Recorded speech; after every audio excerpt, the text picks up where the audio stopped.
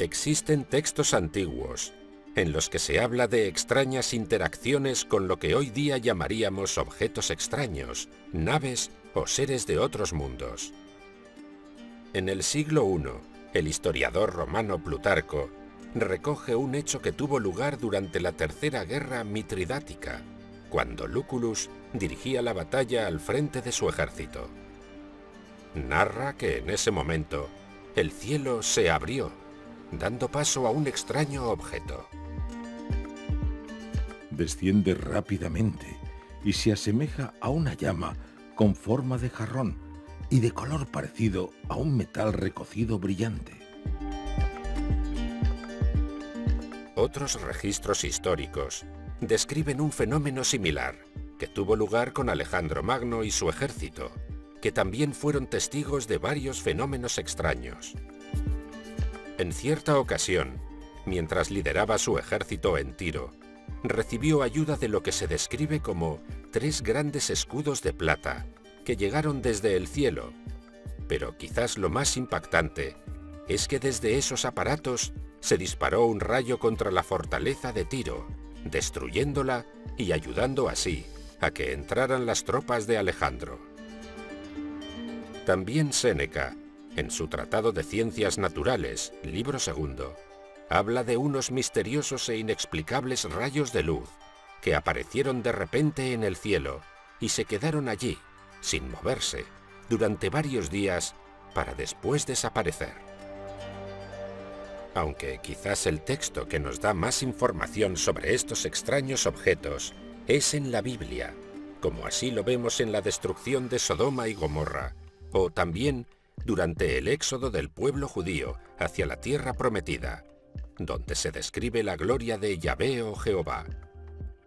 El libro del Éxodo se encuentra en el Antiguo Testamento y narra la liberación de los hebreos dirigidos por Moisés hacia la tierra prometida. En uno de sus pasajes, en Éxodo 13:21, se dice: Y Yahvé iba delante de ellos, de día, en una columna de nube para guiarlos por el camino, y de noche en una columna de fuego para alumbrarles. En Ezequiel capítulo 1 se describe perfectamente la gloria de Yahvé. Dice así: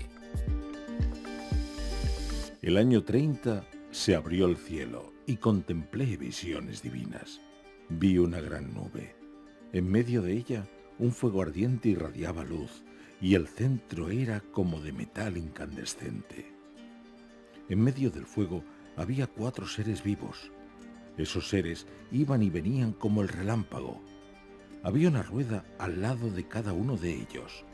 Esas ruedas centelleaban como piedras preciosas y las 4 tenían la misma forma. Cada rueda era doble, parecía como 2 ruedas entrecruzadas. Tenían un aspecto aterrador, porque las 4 tenían ojos alrededor. Por encima de los seres se veía como una plataforma de cristal resplandeciente. La luz que lo rodeaba tenía el aspecto del arco iris que se ve en las nubes en los días de lluvia. Esa visión era una imagen de la gloria de Dios. También en Ezequiel capítulo 10:4, la gloria de Dios se elevó en dirección a la puerta del templo. La nube cubría la casa y todo el patio quedó inundado del resplandor de la gloria. Y en Ezequiel capítulo 11:23, la gloria de Dios se levantó desde el centro de la ciudad, se elevó y se detuvo en la montaña. Pero no solo los textos antiguos o las transmisiones orales de nuestros antepasados nos muestran extraños objetos en los cielos.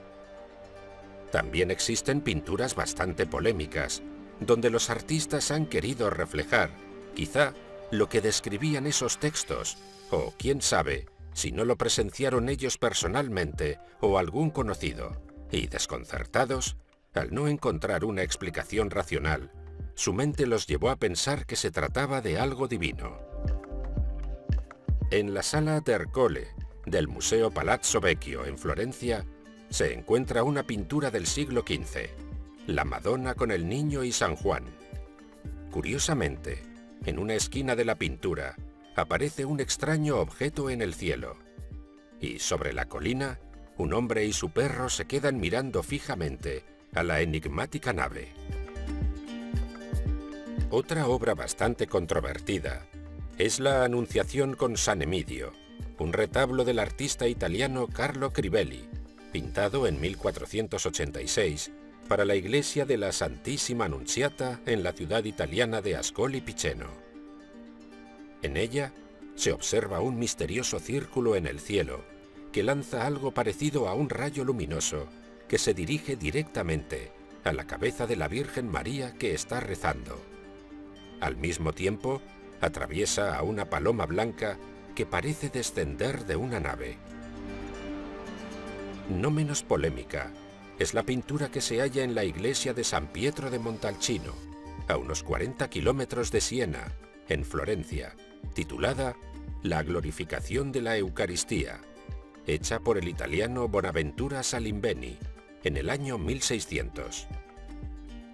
En la obra aparece una curiosa esfera metálica con antenas que agarran con las manos Jesús y Dios. Su gran parecido con el famoso Sputnik, el satélite ruso de 1957, dio mucho que hablar en aquella época, ya que muchos se preguntaban, ¿qué hacía un objeto así en el siglo XVII? En el Museo Fitzwilliam de Cambridge se encuentra la pintura El bautismo de Cristo, realizada en 1710 por el holandés Ark de Gelder. Quien la ve queda impactado.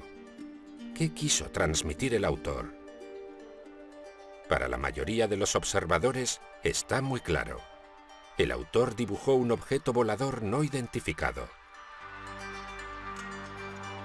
Por otra parte, Giulio Obsequens, un italiano del siglo IV, recopiló en Prodigiorum Liber, libro de los prodigios, la obra de Tito Livio, historiador romano, donde hay diferentes textos que hacen referencia a sucesos extraordinarios y sobrenaturales ocurridos en Roma entre los años 249 y 12 a.C.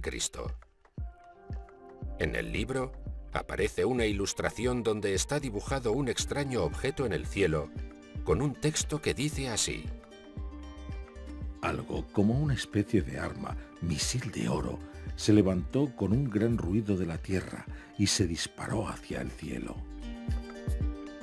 No menos enigmática es la pintura que se encuentra en el Relicario del Vaticano, de los siglos VI-VII, donde se guardan piedras de Palestina, y se halla en la Biblioteca del Vaticano. En la madera de la caja aparecen varias escenas pintadas. Una de ellas representa a María en la tumba de Jesús, y detrás se observa un enigmático y enorme objeto circular, con ventanas o luces, de donde sale un haz de luz. Otro interesante objeto lo hallamos en el Museo Conde de Chantilly, en Le Livre de Bonnes Mœurs, el libro de las buenas costumbres, de 1338, del francés Jacques Legrand. En una de las ilustraciones aparece una enorme esfera en el centro que ha suscitado bastante controversia. El objeto parece hallarse suspendido en el aire, y en él están representados extraños dibujos. También hallamos unas interesantes pinturas en un manuscrito francés del siglo XII, los Anales Lauricenses, donde se narra lo que sucedió cuando los sajones sitiaron el castillo de Siegburg en el año 776. Según se cuenta, en medio de la lucha, justo cuando los invasores habían rodeado la fortaleza, aparecieron varios objetos sobre la iglesia. Los sajones, sorprendidos por este acontecimiento, lo interpretaron como una señal de protección celestial, por lo que decidieron retirarse. Encontramos otra misteriosa representación en la iglesia del monasterio de los dominicos en Sighisoara, Rumanía, dibujada entre los siglos XVI y XVII. En ella hay un objeto gigante en forma de disco sobre una iglesia en llamas. Para unos es muy evidente que es un objeto volador, para otros, sin embargo, se trata simplemente de un escudo. No menos interesante es la pintura de Masolino da Panicale, leyenda de la fundación de la basílica por el milagro de la nieve, que recoge la historia de una nevada ocurrida en el mes de agosto del año 358, que milagrosamente señaló el lugar donde debería construirse una iglesia dedicada al culto de la Virgen. En ella aparecen Jesús y la Virgen María, encima de una nube cuya forma es un tanto peculiar. Y a esta le siguen otras nubes de aspecto muy similar y muy bien definidas, que no podemos dejar de asociarlas a los avistamientos actuales. ¿Es casualidad? Por otra parte, el libro Chitra Ramayana narra una historia simplificada de la gran epopeya india en lengua canarés. En él se muestra una fecha, 1916, y aunque originalmente contenía 70 pinturas, actualmente tan solo se conservan 37. Y entre ellas hay una que llama poderosamente la atención, ya que aparece dibujado en el cielo un enorme objeto al que todos los presentes dirigen sus miradas. ¿Qué pretendía transmitir el autor? Estas pinturas son solo una pequeña muestra de los misterios que podemos hallar en el arte. Para unos, es la evidencia de que seres de otras realidades nos han visitado siempre. Para otros, sin embargo, la explicación es variada.